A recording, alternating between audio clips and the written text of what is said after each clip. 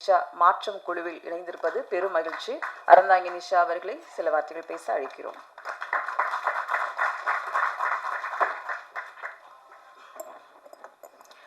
பத்திரிகை நண்பர்களுக்கு வணக்கம்.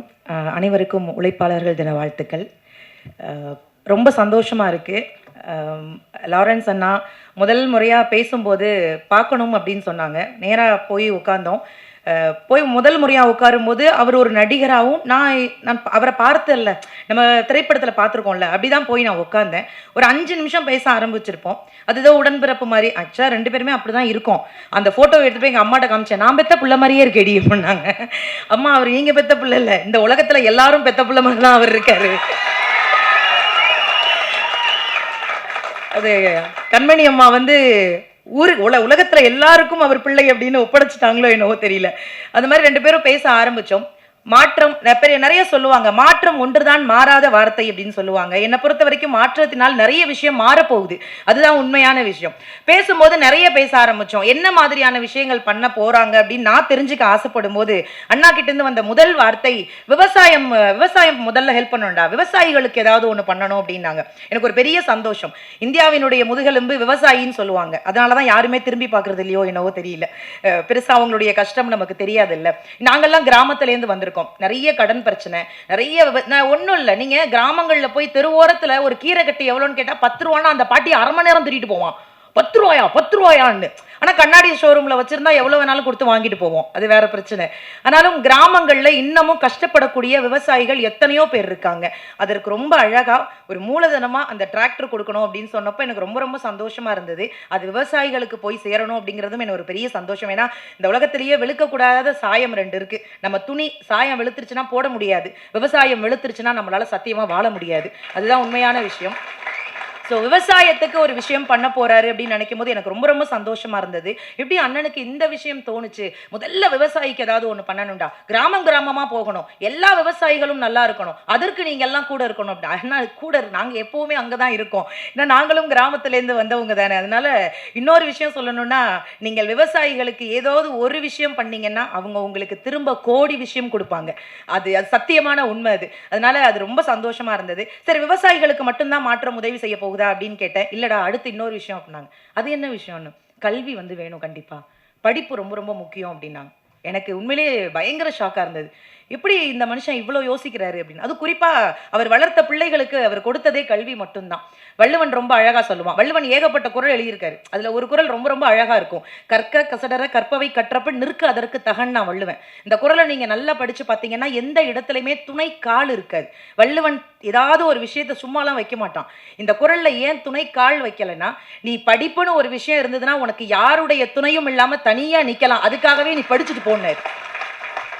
எனக்கு தெரிஞ்சு லாரன்ஸ் அண்ணா, ஏன் துணையே உனக்கு தேவையில்லை, நீ படிச்சுனா நீ யாருடைய துணையும் இல்லாம நிக்கலாம் அப்படிங்கிறதுக்காக கல்விங்கிற ஒரு விஷயத்த மாற்றத்துக்குள்ள கொண்டு வர்றாங்க. அதுவுமே ரொம்ப சந்தோஷமா இருந்தது. அவ்வளவுதானா விவசாயம் கல்வியான்னு கேட்டேன். அது எப்படி, அடுத்து மருத்துவத்திற்கும் நான் ஏதாவது உதவி செய்யணும்னாரு. எனக்கு ஒரு பெரிய ஷாக்கா இருந்தது. இவ்வளோ அடுக்கடுக்கா கொண்டு வர்றீங்களே. மருத்துவம் இன்னைக்கு கண்டிப்பா தேவைப்படுதுங்க. நம்ம சாப்பிட்ற சாப்பாடு நல்ல சாப்பாடா, எல்லாம் ஃபாஸ்ட் ஃபுட். நான் ஃபாஸ்ட் ஃபுட்டை பார்க்கும் போதெல்லாம் எனக்குள்ள ஒரு பயம் வரும். ஃபாஸ்டா போயிடுவோமோ அப்படிங்கிற ஒரு பயம் எனக்கு வந்துட்டே இருக்கும். அவன் இப்படி மேலே ரைஸை தூக்கி போடும்போது நான் மேலே பார்ப்பேன், பாட்டி இருக்கியா, கூப்பிடுறியா அப்படின்னு. எனக்கு அந்த பயம்லாம் இருக்கும். நம்ம என்ன உணவு சாப்பிட்றோம், நம்ம எப்படி வாழ்றோம், இதை விட பெரிய குடும்பம். நேற்று கோவிஷீல்டை பற்றி ஒரு விஷயம் வந்தது. எங்கள் மாமியார் எனக்கு ஃபோன் பண்ணது, நீ கோவிஷீல்டு தானே போட்ட அப்படின்னு. ஆண்டவா, இந்த நேரம் பார்த்து நீ ஃபோன் பண்ணுறியேன்னு அவ்வளவு பயம். மருத்துவம் சார்ந்து ஏகப்பட்ட விஷயங்கள் இருக்கு. வளரக்கூடிய பிள்ளைகள், குழந்தைங்களுக்கெல்லாம் சுகர் இன்னைக்கு இருக்கு. நாம ஒரு காலத்துல உணவே மருந்துன்னு சாப்பிட்டோம். இன்னைக்கு உணவை மருந்து மாதிரி சாப்பிட்டுக்கிட்டு இருக்கோம். இவ்வளவு அளவுதான் அப்படின்னு. எனக்கு தெரிஞ்சு இன்னைக்கு சின்ன சின்ன பிள்ளைகளுக்கு ஹார்ட் பேஷண்ட் வருது, சுகர், ஏகப்பட்ட விஷயங்கள். கேன்சர்னா நான் எனக்கு சின்ன பிள்ளைல தெரியவே தெரியாது. ஆனால் இன்னைக்கு ரொம்ப சகஜமா பார்க்குறோம். இப்போ ஒரு 100 குழந்தைகள்ல 4 குழந்தைகளுக்கு கேன்சர் இருக்கு. இதெல்லாம் என்ன பண்ண போறோம், எப்படி இந்த சமுதாயத்தை ஒரு ஆரோக்கியமான சமுதாயமா மாற்ற போறோம் அப்படின்னு தெரியல. நிறைய பிள்ளைகளுக்கு சொல்லிக் கொடுங்க. இயற்கையான உணவை உண்பதற்கு நிறைய பெரியவங்க இருக்கீங்க, சொல்லிக் கொடுங்க. பத்திரிகையாளர்கள் தயவு செஞ்சு அதெல்லாம் விஷயங்கள்லாம் வெளியில நிறைய இடங்கள்ல சொல்லுங்க. ஸோ மருத்துவம் ரீதியாக லாரன்ஸ் அண்ணா என்ன பண்ண போறாங்க அப்படின்னு நானும் ரொம்ப கேட்டேன்.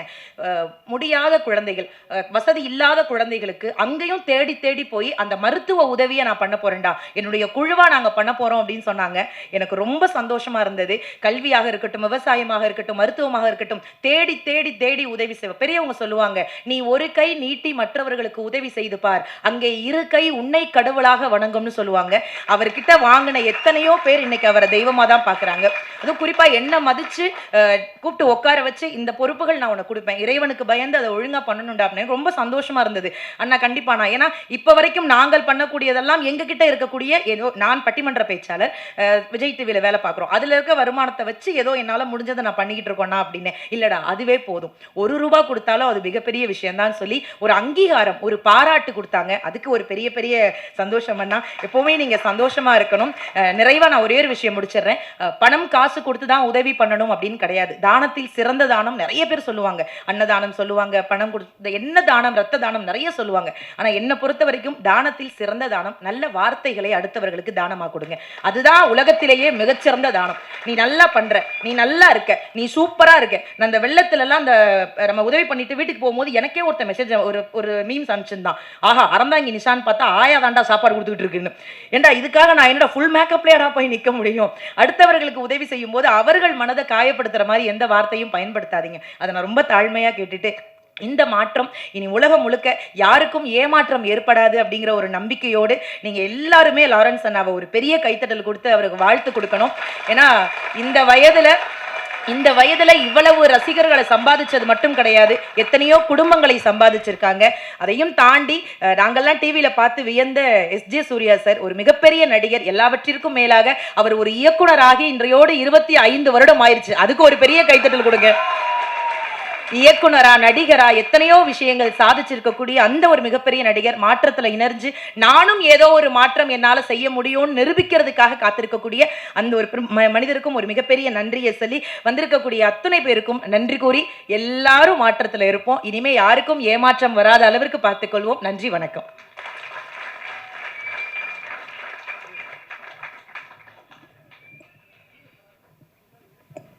டிவி சீரியலில் ஒரு காமெடி நடிகராக வந்து பார்த்துருக்கேன், பேசியிருக்கேன். நிறைய டிவிலாம் பார்த்து என்ஜாய் பண்ணியிருக்கேன் இவங்க பேசுகிறத பார்த்து. என்னங்க ஒரு எம்எல்ஏ ரேஞ்சுக்கு பேசிகிட்டு இருக்காங்க. எம்எல்ஏனா அரசியல் நினச்சிடாதீங்க, கோத்து விட்றாதீங்க தலைவா, இது ஒன்லி சேவை மட்டும்தான். ஸோ நீங்கள் பண்ணுற அந்த சேவையை பார்த்து, இப்போ நீங்கள் பேசுகிற பேச்சை பார்த்து, உங்ககிட்ட நான் ஒரு டிராக்டர் கொடுக்குறேன், உங்கள் ஊரில் வச்சு, உங்கள் ஊரில் அந்த டிராக்டரை வைங்க. அந்த டிராக்டரை நீங்கள் யாரெல்லாம் ஊரால் பயன்படுற மாதிரி வைக்காதீங்க. எத்தனை விவசாயிங்க வேணுமோ அத்தனை விவசாயிங்க தினமும் எடுத்துகிட்டு போட்டு பயன்பாட்டுக்கு வந்துட்டோம். அதை பார்த்துக்கிற பொறுப்பு நான் உங்ககிட்ட கொடுக்குறேன். Okay, thank you so much. Thank you. பத்திரிகையாளர்கள் நன்றி. தேங்க்யூ சகோதரி.